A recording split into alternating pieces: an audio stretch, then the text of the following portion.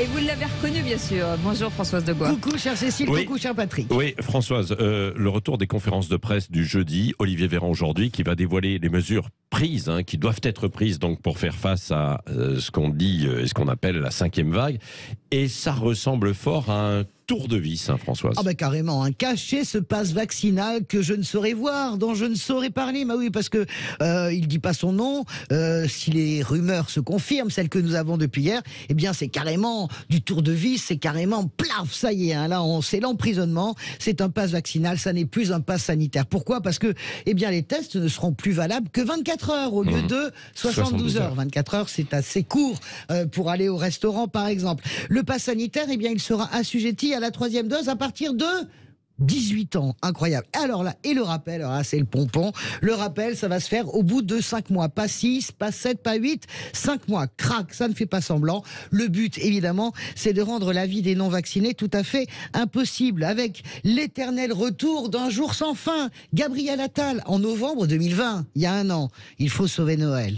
Gabriel Attal, hier en conférence de presse, il faut sauver Noël. On rappelle quand même ce matin, soyons raisonnables, que les cas flambent bien sûr, mais absolument pas les hospitalisations. Et puis c'est pas comme si on n'avait pas supprimé 5700 lits pendant la pandémie.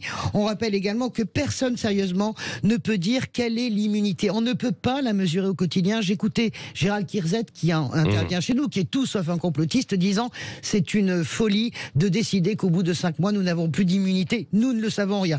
Et puis le rappel donc au bout de 5 mois, est-ce que c'est médical ? C'est au doigt mouillé a priori, et poser cette question, est-ce que c'est complotiste ? Non, absolument pas. Oui, et puis de toute manière, nous avions un spécialiste hier, le professeur Cohen en Israël, qui nous disait bien que l'immunité telle qu'on y croyait au début est un leurre.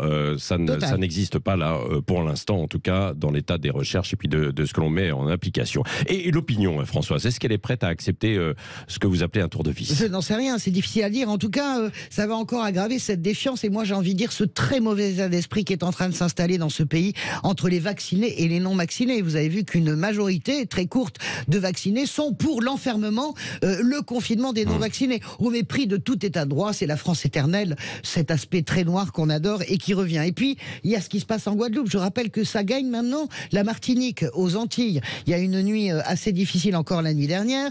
Ce ne sont pas les mots, évidemment, de Gabriel Attal qui vont en calmer le jeu. La minorité récalcitrante qui prend toute l'île en otage.